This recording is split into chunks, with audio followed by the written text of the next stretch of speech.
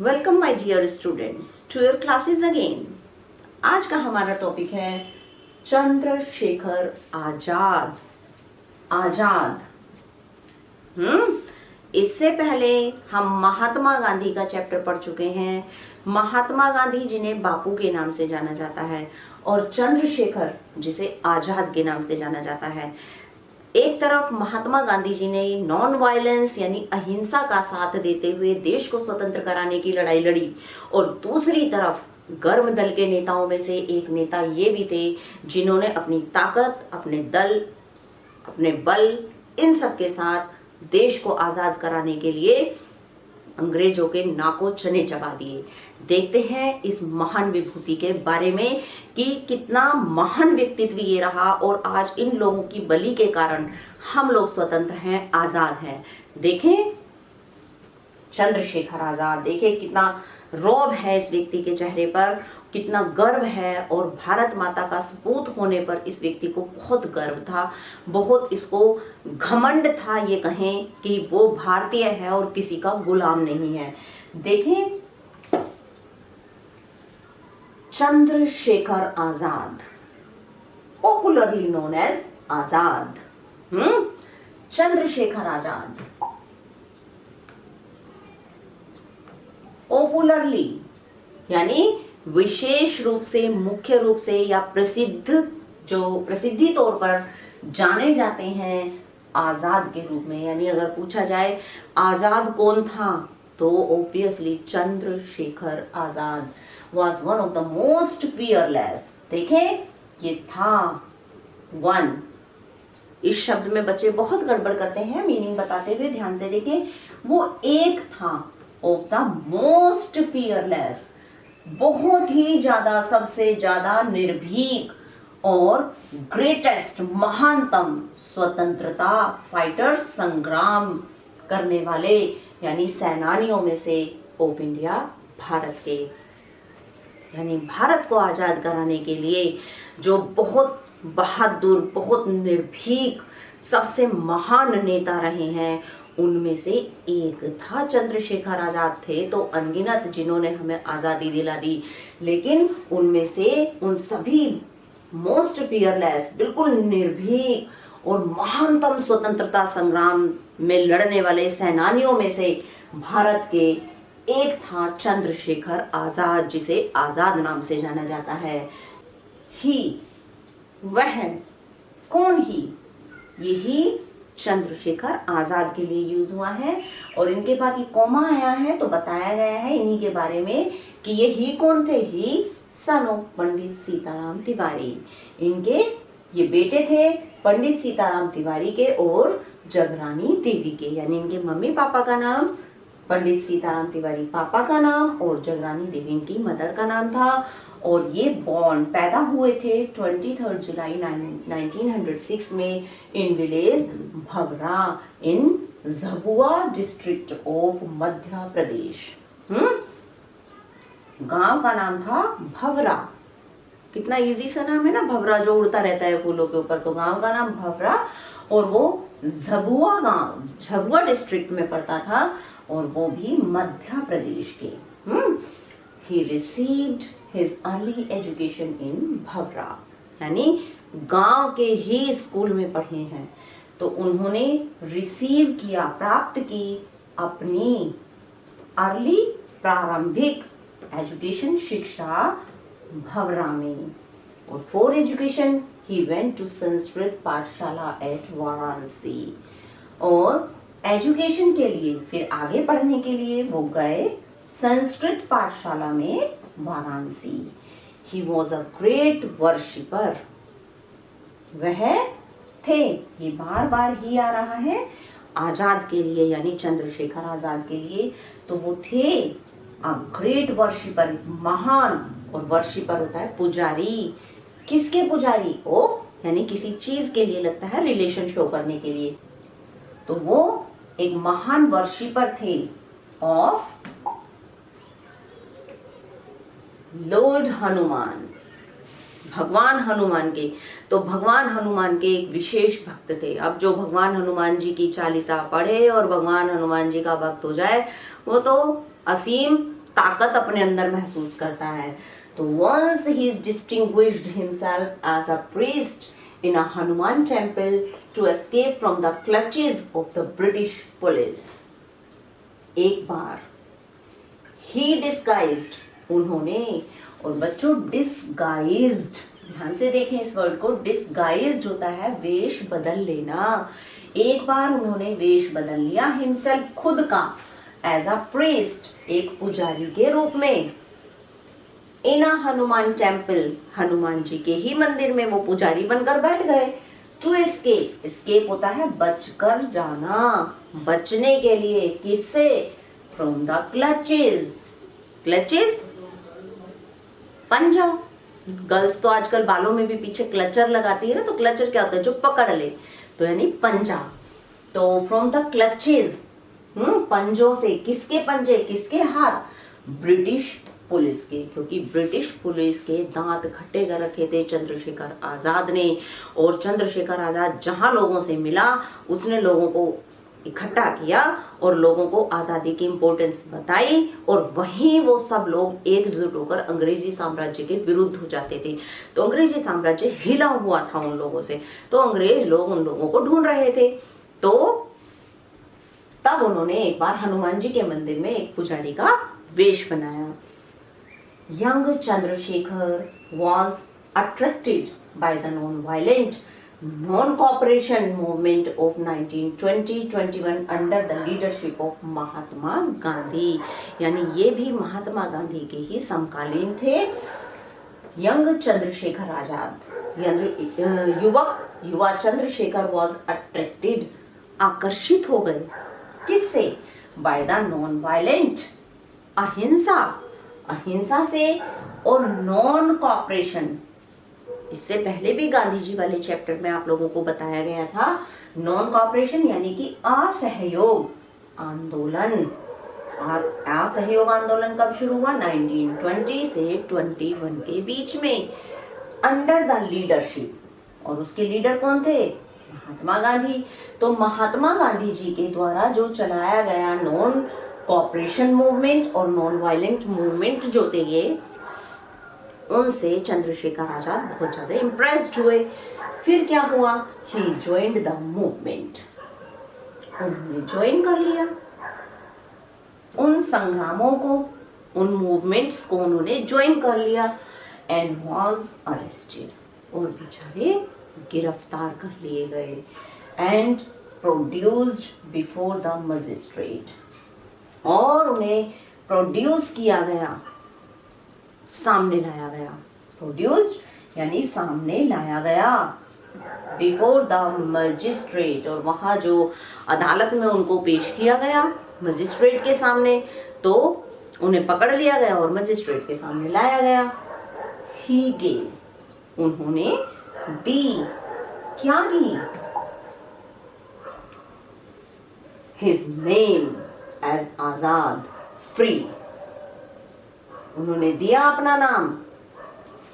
जज ने पूछा आपका नाम क्या है? बोले आजाद। आपके पापा का नाम क्या है? आजाद। आपकी मम्मी का नाम क्या है? आजाद। तो मैं सिर्फ आजाद हूं और हम सब आजाद हैं, हम तुमसे नहीं डरते और हम आजाद होकर रहेंगे। तो हिज नेम एज आजाद, उन्होंने अपना नाम बताया आजाद, जिसका अर्थ होता है free. His father's name as स्वतंत्र, और अपने पापा का नाम क्या बताया? कि वो स्वतंत्र हैं, इसका अर्थ भी हो गया freedom. And his residence as prison, और अपना रेजिडेंस, निवास स्थान। रेजिडेंस किसको कहते हैं? निवास स्थान, यानी जहां इंसान रहता है।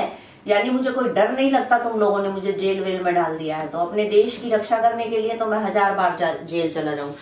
बच्चों ऐसा ना हो कहीं कि आजाद को देखकर आप लोग अपने मम्मी पापा का ही विरोध करने लगो कि भाई हम तो आजाद हैं, हम तो आजाद की तरह जिएंगे, और ऐसा भी ना हो कि गलत काम करके जेल चले जाए। देखिए वो देश को स्वतंत्र कराने के लिए जेल में गया था और उसे जेल से डर नहीं लगा, जबकि अंग्रेज बहुत अत्याचार करते थे। लेकिन उसने पूरी निर्भीकता के साथ वहां खड़े होकर पूरे देश की तस्वीर दे देना, कहते हैं इसे, कि यहाँ का तो एक एक व्यक्ति इतना स्ट्रॉन्ग है, इतना ताकतवर है कि तुम हमारा क्या बिगाड़ोगे। एक आजाद मरेगा, 70 आजाद खड़े हो जाएंगे। हाँ, तो उसने अपना नाम क्या बताया? आजाद, free.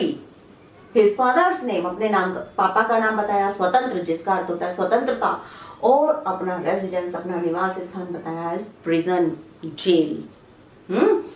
This provoked the magistrate who sentenced him to 15 lashes. इस बात ने प्रोवोक कर दिया, भड़का दिया, उत्तेजित कर दिया। किसको? मजिस्ट्रेट को। यानी इस बात को सुनकर मजिस्ट्रेट को गुस्सा आ गया कि सीधे सीधे उत्तर नहीं दे रहा है, अपना नाम भी आजाद बता रहा है, अपने पापा का नाम भी बता रहा है और जेल से भी नहीं डर रहा। तो मजिस्ट्रेट को गुस्सा आया। हु सेंटेंस्ड, जिसने, सेंटेंस करने का यहां मतलब है सजा सुना देना, तो जिसने सजा सुना दी उसको टू 15 लैशेस, 15 कोड़ों की। लैशेस यानी विप्स, कोड़े, चाबुक जिसको कहते हैं, तो 15 कोड़े उसकी पीठ पर बरसाए जाएंगे, ऐसा सेंटेंस्ड कर दिया मजिस्ट्रेट ने, क्योंकि उसे तो गुस्सा आ गया कि भाई सीधा सीधा आंसर नहीं दे रहा है। फ्रॉम देन, और तभी से, ऑन, फ्रॉम देन ऑन, उसी के बाद से, ही वॉज नोन, उसे जाना जाने लगा एज आजाद, और उसी समय के बाद से सभी लोगों ने उन्हें आजाद कहना शुरू कर दिया। आजाद patriotism and courage inspired others to join the freedom struggle. और क्योंकि वो इतने युवा, इतने ताकतवर, इतने बलिष्ठ व्यक्ति को देख रहे थे अपने देश की लड़ाई के लिए लड़ते हुए, मरते हुए, जूझते हुए, तो जो आसपास के जितने भी लोग थे उन सब में एक बल पैदा हो गया और वो सभी एकजुट हो गए देश के संघर्ष के लिए। Azad patriotism and courage inspired others to join the freedom struggle. Azad, जो युवा वर्ग था, जो लड़ रहा था, जो सह रहा था, केवल किस लिए कि उसका देश आजाद हो जाए, तो जो उसकी देशभक्ति थी उसको देखकर दूसरे लोगों ने भी उस संग्राम में, जिसे हम आजादी के लिए किया गया युद्ध और संघर्ष कहते हैं, उसको ज्वाइन कर लिया। तो देखें, आजाद पैट्रियटिज्म, आजाद के पैट्रियटिज्म होती है देश भक्ति।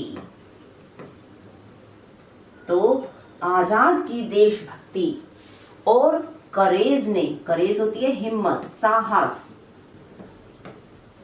और इंस्पायर्ड होता है प्रेरित करना। तो आजाद की देशभक्ति ने करेज, और करेज ने इंस्पायर्ड किया, प्रेरित किया दूसरे लोगों को भी कि वो ज्वाइन कर ले फ्रीडम स्ट्रगल। फ्रीडम, स्वतंत्रता के लिए किए जाने वाला, स्ट्रगल माने संघर्ष। Chandrashekhar was the mentor of, Chandrashekhar था मेंटर, मेंटर जो सलाह देता है, सलाहकार होता है, परामर्श करता है। तो चंद्रशेखर था मेंटर, परामर्शदाता ऑफ भगत सिंह। भगत सिंह को सलाह देने वाले भी यही थे। Who was also a great freedom fighter, जो था, ऑल्सो मीन्स भी, यानी वो भी था एक महान स्वतंत्रता सेनानी।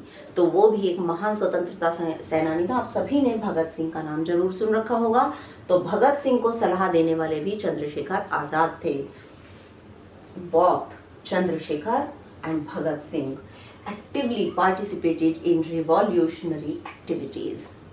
दोनों ही, चंद्रशेखर भी और भगत सिंह ने भी एक्टिवली पार्टिसिपेटेड, एक्टिवली बड़े सक्रिय तरीके से, एक्टिव होना यानी सक्रिय, तो सक्रिय तरीके से पार्टिसिपेट किया, हिस्सा निभाया, योगदान दिया इन रिवॉल्यूशनरी एक्टिविटीज। रिवॉल्यूशन क्या होता है?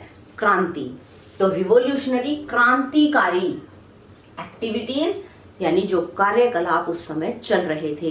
तो जो भी क्रांतिकारी कदम उस समय उठाए जा रहे थे उनमें बड़े एक्टिव होकर इन दोनों ने अपना अपना योगदान दिया। He was deeply disturbed by the Jallianwala Bagh massacre in Amritsar in 1919। वो डीपली डिस्टर्ब्ड हो गए थे, बहुत ज्यादा गहराई से डिस्टर्ब्ड हो गए थे, परेशान हो गए थे।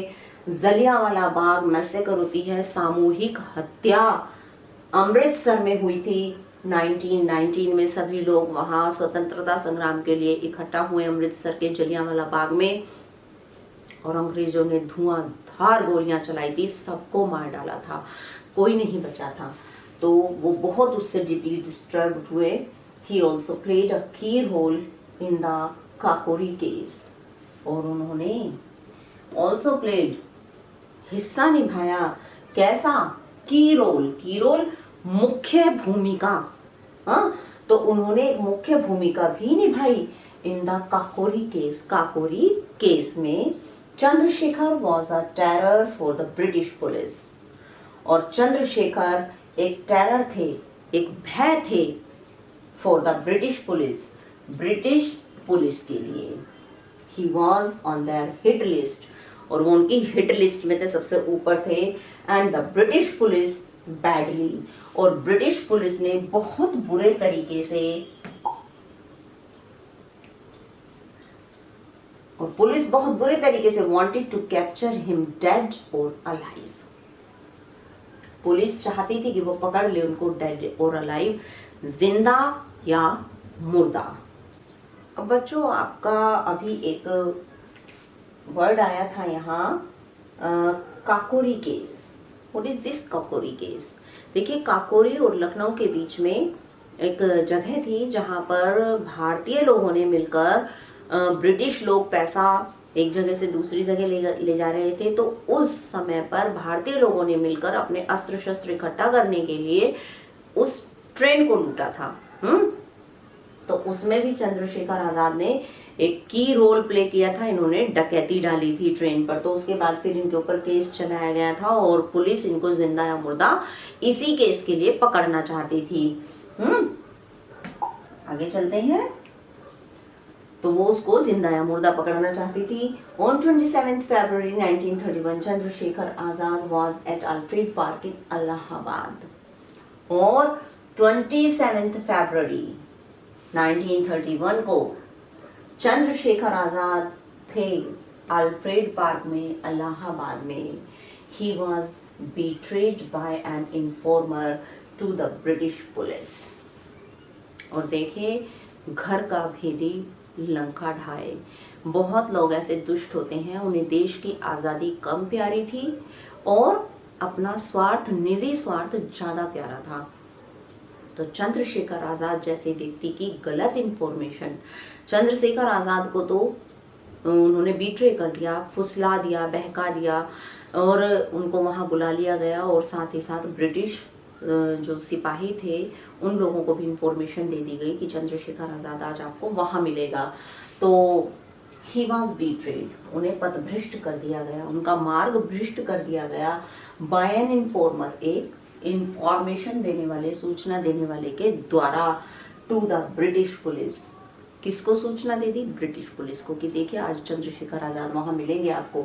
The police surrounded the park, police ने घेर लिया पार्क को, and ordered Chandrashekhar Azad to surrender, और उन्होंने आदेश दे दिया चंद्रशेखर आज़ाद को कि सरेंडर कर दो, हथियार डाल दो, अपने आप को हमारे हवाले कर दो। लेकिन आज़ाद फॉट ब्रेवली, फिर भी आज़ाद लड़ा ब्रेवली, वीरता के साथ, और किल्ड द पुलिसमैन, उसने पुलिस वालों को मार डाला। Finally finding himself surrounded by the police, और लास्ट में फाइंडिंग पाकर खुद को सराउंडेड, घिरा हुआ, बाय द पुलिस, पुलिस के द्वारा, ही शॉट हिमसेल्फ, उसने खुद को गोली मार ली कि मैं आज़ाद हूँ, आज़ाद जिया हूँ, आज़ाद ही मरूंगा, ये पुलिस वाले मुझे टच नहीं कर पाएंगे। तो उसने खुद को गोली मार ली। Thus he kept his pledge of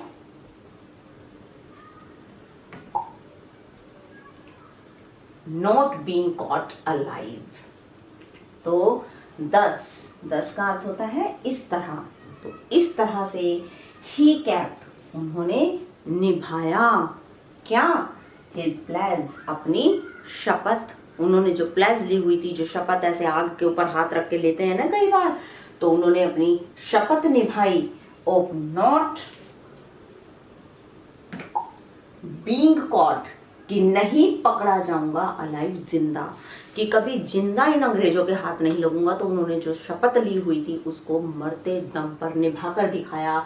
he used to recite his favourite Hindi couplet, और वो यूज्ड टू रिसाइट, गाते रहे मरते मरते भी, क्या, अपनी प्रिय हिंदी की कपलेट होता है दोहा, और वो अपना हिंदी का प्रिय दोहा मरते मरते भी गाते रहे।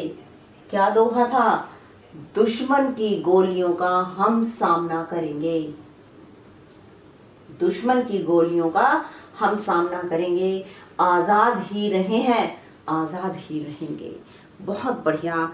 ये चंद्रशेखर आजाद थे जिनके संघर्षों ने देश में आग लगा दी और अंग्रेजों को वास्तव में भारत छोड़कर भागना पड़ा।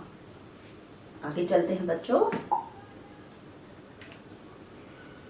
ये आते हैं आपके वर्ड मीनिंग। बहुत ही प्यारा चैप्टर है और बच्चों को कम से कम इन शब्दों की नॉलेज हर समय रहनी चाहिए, याद किए रहने चाहिए, ये शब्द पता होना चाहिए बच्चों को। फियरलेस, निडर, फ्रीडम फाइटर, स्वतंत्रता सेनानी, डिसगाइज्ड, वेश बदलना, प्रीस्ट, पुजारी, प्रोवोक्ड होता है उकसाना, किसी को उत्तेजित कर देना, लेशीज होते हैं कोड़े लगाना, मेंटर, परामर्श देता, सलाह देने वाला, रिवॉल्यूशनरी, ध्यान से देखिए इसको पढ़ेंगे, रिवॉल्यूशन, TION को शन पढ़ते हैं, पहले भी बताया था, और ARY अरी, तो रिवॉल्यूशनरी, क्रांतिकारी, और मैसेकर होती है हत्याकांड, जिसमें बहुत सारे लोगों की सामूहिक हत्या कर दी जाए। ठीक है, आगे चलते हैं बच्चों।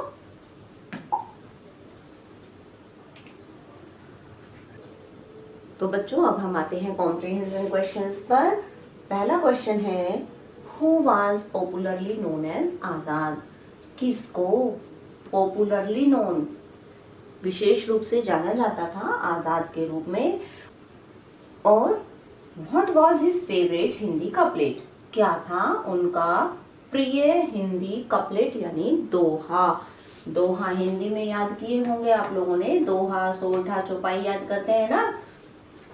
दोहे में चार चरण होते हैं और पहले और तीसरे चरण में 13-13 मात्राएं और दूसरे चौथे चरण में 11-11 मात्राएं होती हैं, है ना।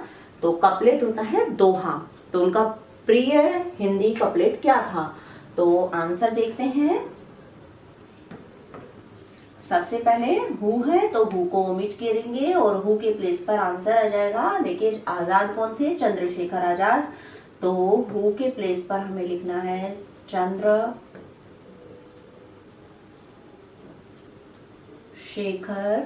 बेटे ये के है, कुछ बच्चे कैपिटल के और स्मॉल के में डिफरेंस नहीं रखते हैं।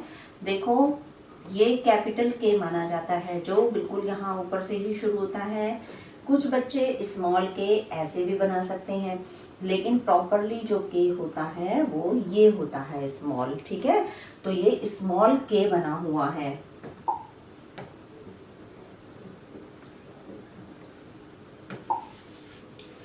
तो चंद्रशेखर आजाद,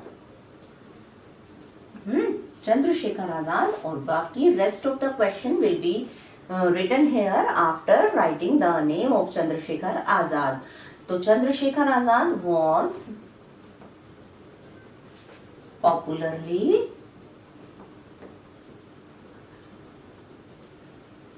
known, यानी उनको सभी लोगों में वो प्रसिद्ध थे किस रूप से? एज आजाद के रूप में उनको जाना जाता था। अब ये तो हो गया क्वेश्चन हमारा यहाँ खत्म, लेकिन अगला क्वेश्चन इसी में जुड़ा हुआ है कि what was his favourite Hindi couplet?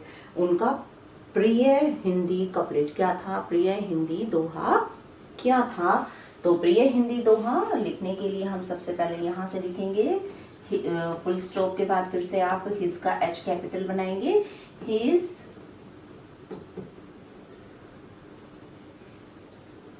Favourite Hindi का एच कैपिटल रखेंगे। देखो बच्चों, क्वेश्चंस आप लोगों के सामने किताब में भी लिखे हुए होते हैं, यहाँ स्क्रीन पर भी है। कुछ बच्चे यहाँ लिखे हुए को नहीं समझ पाते हैं कई बार, और स्पेलिंग्स बहुत गलत कर देते हैं। देखो, अगर हम लोगों के लिखे हुए में से कोई स्पेलिंग का वर्ड ऊपर क्वेश्चन में दिया हुआ है तो आप वहां से देखकर उसकी स्पेलिंग को बिल्कुल ठीक से उतारो, ठीक है। तो फेवरेट हिंदी कपलेट की स्पेलिंग भी हम ऊपर से ही ले लेंगे।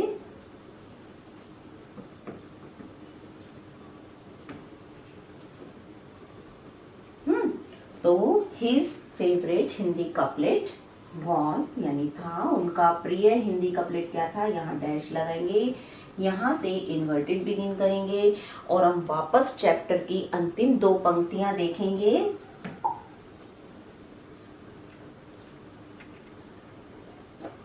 ये इन्वर्टेड बिगिन हमने किया है और वहां से और यहाँ तक इसको कॉपी कर लेंगे। और ये दोहा क्या है, दुश्मन की गोलियों का हम सामना करेंगे, आजाद ही रहे हैं, आजाद ही रहेंगे। नेक्स्ट क्वेश्चन देखते हैं। नेक्स्ट क्वेश्चन है, when and where was Chandrashekhar born, कब और कहाँ चंद्रशेखर का जन्म हुआ था। तो कब और कहाँ हुआ था, आंसर देखते हैं। Chandrashekhar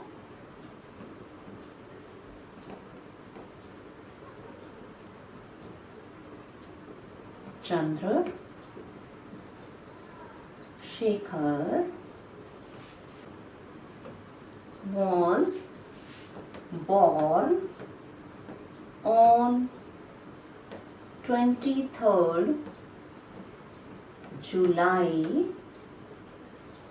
1906 in village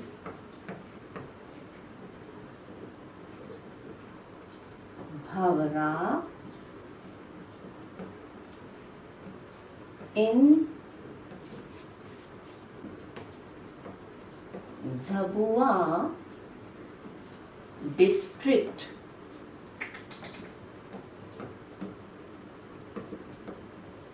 of Madhya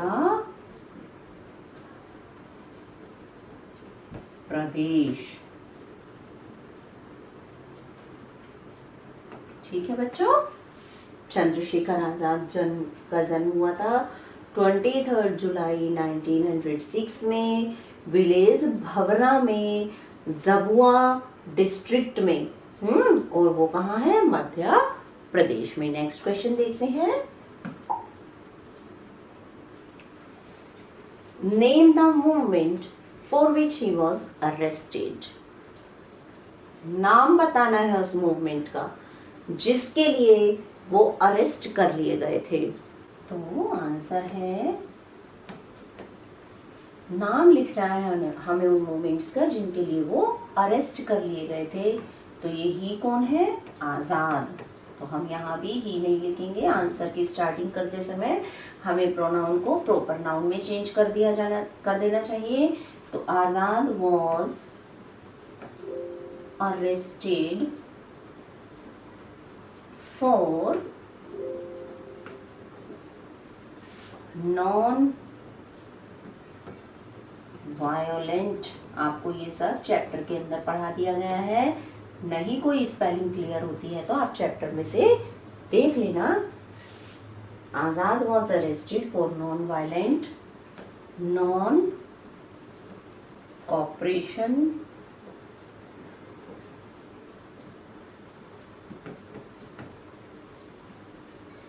movement.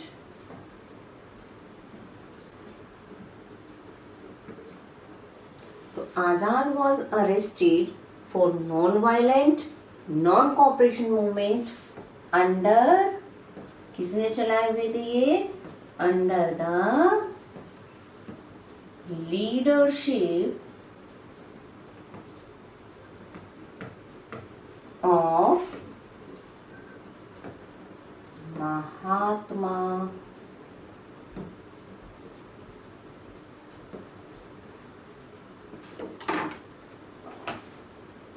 Gandhi.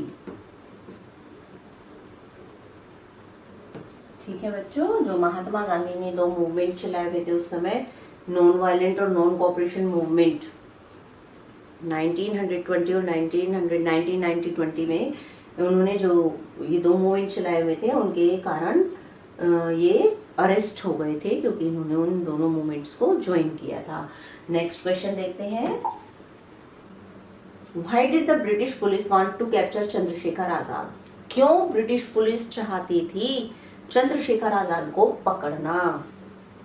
क्योंकि वो काकोरी केस से रिलेटेड था और वो उन लोगों के लिए एक भय बना हुआ था, एक डर बना हुआ था, है ना। ब्रिटिश पुलिस उसे क्यों कैप्चर करना चाहती है? तो फिर से डिड आया है, आंसर लिखेंगे यहां से, दी ब्रिटिश पुलिस वांट की सेकेंड फॉर्म पास्ट फॉर्म कर दी जाएगी, वांटेड, पुलिस चाहती थी, टू कैप्चर, कैप्चर होता है पकड़ लेना, कैप्चर किसको? Chandra Shekhar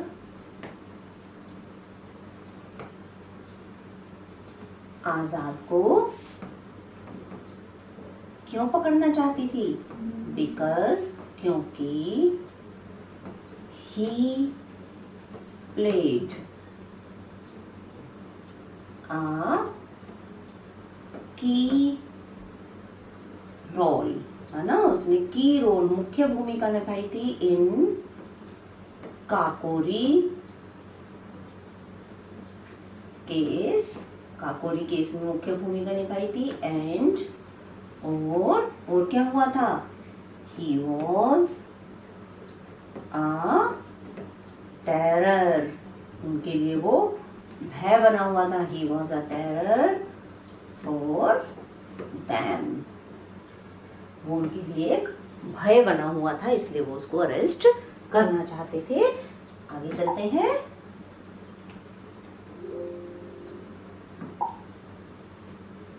What was Azad's pledge? How did he keep it? What was Azad's pledge? आजाद की प्लेज क्या थी, शपथ क्या थी, और उसने उसको कैसे बनाए रखा? तो आजाद की शपथ क्या थी कि वो कभी पकड़ा नहीं जाएगा, और उसने उसको बनाए कैसे रखा? खुद को गोली मारकर, है ना। तो what was Azad's pledge? Answer is Azad's pledge. Azad की प्लेज क्या थी? वॉज, आजाद की शपथ क्या थी? That he would never be arrested, उसे कभी पकड़ा नहीं जा सकेगा।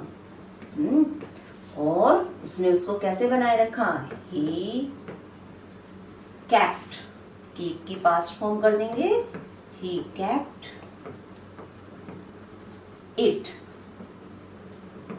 बाय, क्या किया?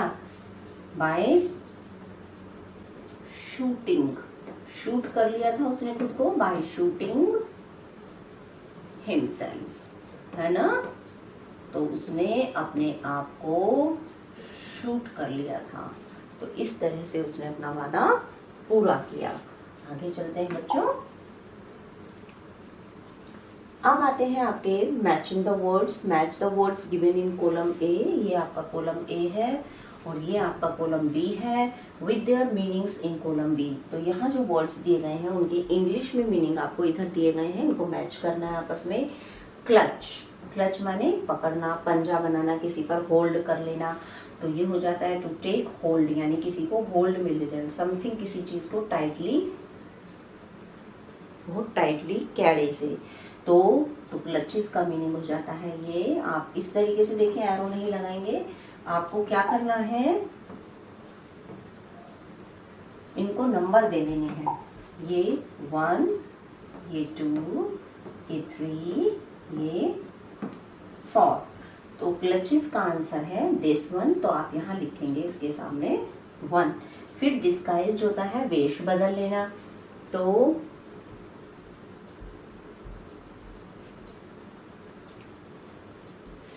To hide one's identity. Hide यानी छिपा लेना, वंस माने एक व्यक्ति की अपनी आइडेंटिटी यानी पहचान। तो जब कोई व्यक्ति अपनी पहचान छिपा लेता है, किसी और तरीके का वेश धारण करते हैं, तो उसको कहता है डिस्गाइज। तो ये हो जाता है हमारा सेकंड। यहाँ ये 5th है। फिर से हम ऊपर चलते हैं। तो डिस्गाइज यानी वेश बदल लेना। फिर आता है एस्केप यानी बचकर भाग जाना। तो बचकर भाग जाने का है to get free from something, किसी चीज से आजाद हो जाने को हम एस्केप करना कहते हैं। प्रोवोक माने होता है उत्तेजित हो जाना, एक्साइटेड हो जाना, यानी move a person to action, यानी किसी आदमी को हिला देना कि वो एक्शन करने के लिए रेडी हो जाए, किसी से काम करवा देना, उसे कहते हैं प्रोवोक करना, उत्तेजित कर देना किसी को। और लास्ट वन है मेंटर। मेंटर तो सलाह देने वाला होता है, परामर्शदाता होता है। तो इसका मीनिंग होना चाहिए ट्रस्टेड एडवाइजर। ट्रस्टेड जिस पर विश्वास कर सके, ऐसा सलाह देने वाला। तो this is your 5th answer. Clear बच्चों?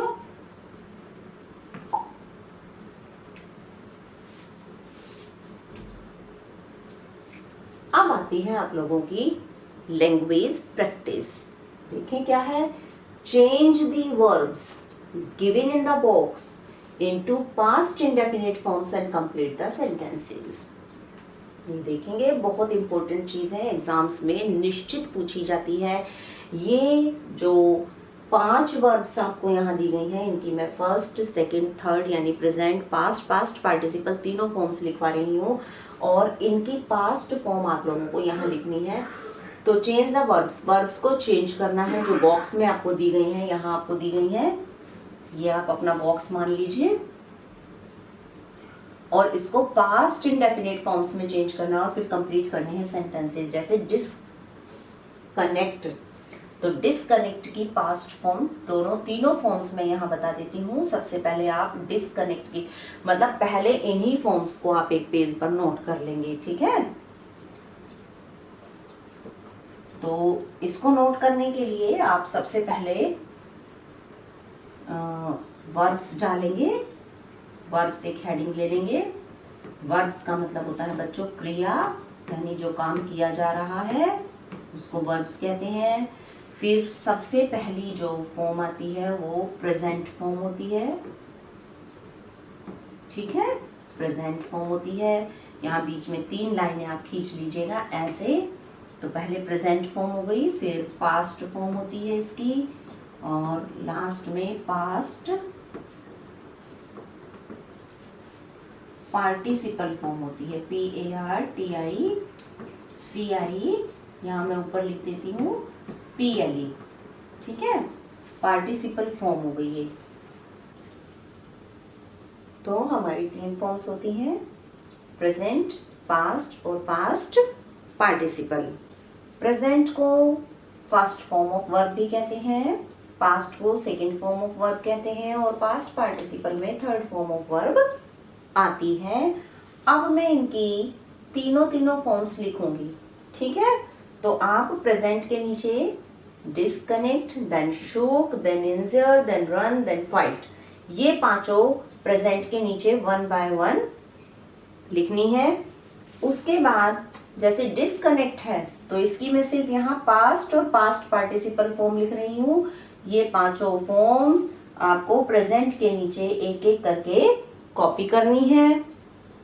फिर डिस्कनेक्ट की पास्ट और पास्ट पार्टिसिपल फॉर्म हो जाएगी डिसकनेक्टेड, और जनरली जब पास्ट फॉर्म में ईडी लग जाता है तो पास्ट पार्टिसिपल फॉर्म में भी ईडी लगता है। तो इसकी डिस्कनेक्ट प्रेजेंट के नीचे, फिर ये डिस्कनेक्टेड फॉर्म पास्ट के नीचे, और पास्ट पार्टिसिपल के नीचे दोबारा से यही फॉर्म डिस्कनेक्टेड लिखेंगे। उसके बाद आता है आपका शॉक। तो शॉक की ये तो प्रेजेंट फॉर्म हो गई, फिर इसकी दोनों फॉर्म्स आप लिखेंगे SHOCKED शॉक्ड, इसमें भी ईडी लग गया है तो इसकी ये सेकेंड फॉर्म यानी पास्ट फॉर्म और थर्ड फॉर्म भी सेम यही वाली रिपीट करके यहां भी दोबारा लिख देंगे। क्लियर। अब आता है आपका इंजर। इंजियर, तो इंजर माने होता है घायल हो जाना, तो इसकी पास्ट फॉर्म भी आसान है INJURED, इंजर्ड। ईडी ई पहले से ही था, डी प्लस कर दिया गया है और थर्ड फॉर्म भी सेम है INJURED। क्लियर। अब आती है रन। रन की पास्ट और पास्ट पार्टिसिपल फॉर्म, ये तो फर्स्ट फॉर्म होगी, प्रेजेंट के नीचे आ जाएगी, और सेकंड फॉर्म में रैन RAN रैन, और थर्ड फॉर्म भी इसकी रन होती है। ठीक। लास्ट आता है फाइट। तो फाइट माने लड़ना, तो फाइट की पास्ट फॉर्म जरा ध्यान से देखें, फॉट FOUGHT, ये फाइट की पास्ट फॉर्म है और इसकी पास्ट पार्टिसिपल फॉर्म भी फॉट ही होती है। तो ये आपको मैंने बता दी पांचों फॉर्म्स। आप लैंग्वेज प्रैक्टिस हेडिंग डालेंगे, उसके अंदर आप इस पूरे क्वेश्चन को लिखेंगे, उसके बाद आप सबसे पहले इनको डिस्कनेक्ट, शॉक, इंजर, रन और फाइट, इन पांचों को सबसे पहले वही जैसे मैंने अभी बताया था कि इधर प्रेजेंट डालना है, इधर प्रेजेंट पास्ट डालना है और इधर पास्ट पार्टिसिपल डालना है, तीनों हेडिंग्स डालकर वो वाली, उसके नीचे प्रेजेंट में ये पांचों फॉर्म लाइन वाइज लिख देंगे और उसके बाद एक एक करके मैंने इनकी पास्ट फॉर्म और पास्ट पार्टिसिपल फॉर्म बताई है, इनके नीचे और इनके नीचे उन्हें लाइन से लिखेंगे। उसके बाद तो पहला सेंटेंस आता है शिल्पा वॉज, शिल्पा थी, और फ्राइटेंड, फ्राइटेंड मीन्स डर गई थी, आफ्टर द एक्सीडेंट के बाद, तो इनमें से कौन सा फिट हो सकता है यहाँ ब्लैंक के अंदर, तो शिल्पा वॉज शॉक की पास्ट इंडेफिनिट फॉर्म हमने ये कर दी है, हम शॉक नहीं लिखेंगे, शॉक प्रेजेंट फॉर्म है, फर्स्ट फॉर्म है, हमें पास्ट इंडेफिनिट फॉर्म लिखने के लिए कहा जाना है तो पास्ट की फॉर्म्स होती है सेकंड फॉर्म। तो शिल्पा वाज शॉक्ड, उसको शॉक लगी, वो उसको झटका लगा और वो फ्राइटेंड थी आफ्टर द एक्सीडेंट। विनीत फैल, विनीत गिरा, और क्या किया उसने, इंजर्ड कर लिया, गिरेगा तो चोट तो लगेगी ही, तो इंजर की पास्ट फॉर्म इंजर्ड, और घायल कर लिया उसने खुद को। आगे देखते हैं।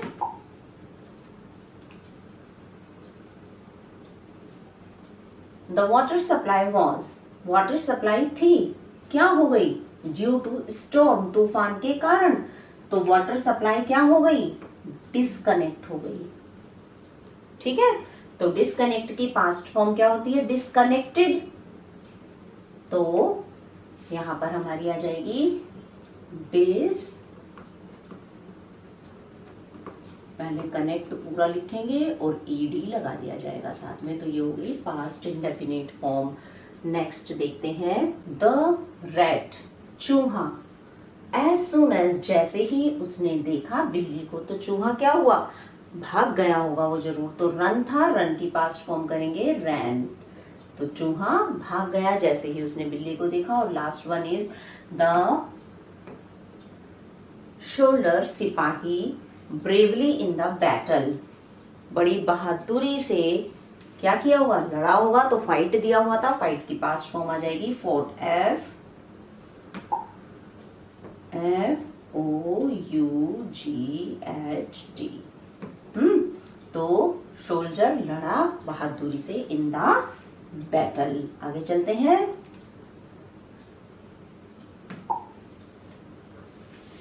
Use the following pairs of words, use करने हैं ये कुछ पेयर्स दिए हुए हैं वर्ड्स के, पेयर्स यानी जोड़े दिए हुए हैं कुछ शब्दों के जिन्हें हम होमोफोन्स कहते हैं। होमोफोन्स वो शब्द होते हैं जो बोलने में एक से होते हैं लेकिन बिकॉज ऑफ स्पेलिंग उनमें कुछ डिफरेंसेस होते हैं, उनके मीनिंग्स भी बदल जाते हैं। तो होमोफोन्स है to bring out the difference in their meanings. आपको इस तरह से सेंटेंसेस को यूज करना है इन वर्ड्स को जो आपको नीचे दिए जाएंगे कि आपको उनके मीनिंग्स को क्लियर कर सकें। One is done for you, एक आपके लिए कर दिया गया है। जैसे देखिए इसको भी सीन पढ़ेंगे और इसको भी सीन पढ़ेंगे, दोनों बोले जा रहे हैं सीन सीन, लेकिन दोनों के मीनिंग में डिफरेंस है। ये जो सीन है ये सी माने देखना जो फर्स्ट फॉर्म है, इसकी सेकंड फॉर्म होती है सा SAW और थर्ड फॉर्म होती है सीन SEEN। तो ये बनता है सी सॉ सीन यानी देखना। तो ये तो हुआ देखना और ये हुआ दृश्य। मैंने तो किसी चीज सीन को देखा, जैसे ड्राइंग टीचर्स होते हैं वो भी आप लोगों से कहते हैं ना सीनरी बनाइए, तो सीनरी क्या होती है जिसमें आप एक दृश्य पेश करें। तो ये देखना और ये दृश्य, तो इसको देखते हैं। हैव यू एवर सीन, क्या तुमने कभी देखा है द सनसेट, सूरज का छिपना एट माउंट आबू पर। तो यहाँ सीन आ गया है, आप सीन को अंडरलाइन कर लेंगे। नेक्स्ट है सीन दृश्य, the scene of the sunset, सूरज छिपने का दृश्य माउंट आबू में मार्वलस होता है, बहुत खूबसूरत होता है। तो यहाँ सीन का मतलब दृश्य, यहाँ सीन का मतलब देखना। आगे चलते हैं बच्चों। सन और सन सेम बोलने में लेकिन डिफरेंस है यू और ओ का। This sun is for the son, जो आसमान में चमकता है, एंड दिस ओ वाला जो सन है ये बेटा। तो SUN, द सन राइजेस, सूरज उगता है, इन द ईस्ट, पूरब में। और अब इसको यूज कर लेते हैं, तो माई सन, मेरा बेटा, इज सीइंग, देख रहा है, क्या देख रहा है, द सनसेट। अरे ये तो दोनों ही वर्ड्स हमारे एक ही सेंटेंस में आ गए हैं ना, मेरा बेटा सनसेट को देख रहा है। क्लियर? आगे चलते हैं। ये न्यू पढ़ा जाएगा और इसको भी न्यू पढ़ते हैं, लेकिन इस न्यू का मतलब होता है नया, और ये न्यू जो है ये KNOW होता है, नो, जिसका मतलब होता है जानना। ये फर्स्ट फॉर्म होती है, इसकी सेकंड फॉर्म होती है नो की न्यू, KNEW, और इसकी थर्ड फॉर्म होती है वापस KNOWN, नोन। ठीक, तो ये हुआ जानने वाला और ये हुआ नए वाला। तो इसी तरीके से इसको बनाएंगे। I have a new pen, मेरे पास एक नया पेन है, और न्यू, ही न्यू, वह जानता था, क्या जानता था, माई नेम, उसे मेरा नाम पता था। आप कुछ भी लिख सकते हैं कि वो क्या जानता था।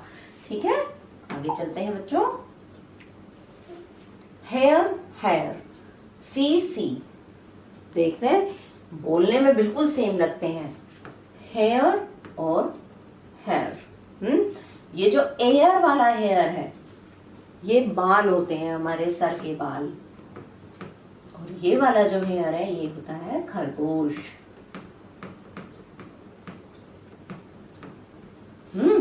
तो आई हैव, मेरे पास क्या है, ब्लैक हेयर, या आप लिख सकते हैं हर हेयर इज कर्ली, या her hair are is very long and beautiful, है ना।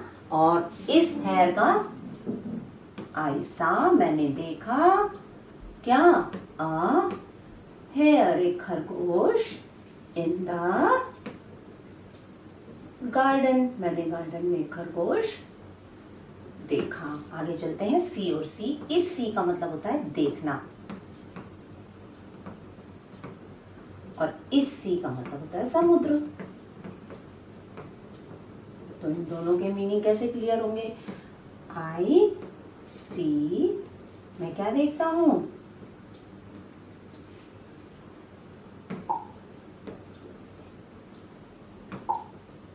आई सी मूवीज, है ना? मैं क्या देखता हूं? मूवीज। कहाँ? On TV. टीवी पर जरूर सब मूवीज देखते होंगे ना, तो आई सी मूवीज ऑन टीवी। और ये वाला सी क्या है? देयर इज अ बिग सी, एक बड़ा सा समुद्र है। कहाँ? इन मुंबई। मुंबई में बड़ा सा समुद्र है। आगे देखते हैं। राइट 4 एडजेक्टिव्स विच क्वालिफाई चंद्रशेखर आजाद। 4 एडजेक्टिव्स बताने हैं। एडजेक्टिव्स होती है विशेषताएं जो क्वालिफाई करें, सिद्ध करें चंद्रशेखर आजाद को। तो क्या थी? पहली लिख सकते हैं पैट्रियट, देशभक्त था वो, है ना? देशभक्त था। दूसरा, वो रिलीजियस भी था, धार्मिक, हनुमान जी में बहुत विश्वास था उसका। तीसरा, ब्रेव भी था वो, बहादुर। और चौथा, करेजियस भी था, वीर। ठीक है बच्चों, आप इसके अलावा भी उनकी कोई क्वालिटीज अगर आपको समझ में आती है तो आप लिख सकते हैं। तो ये आपका चैप्टर चंद्रशेखर आजाद खत्म हो जाता है। Thank you, have a nice day, bye bye.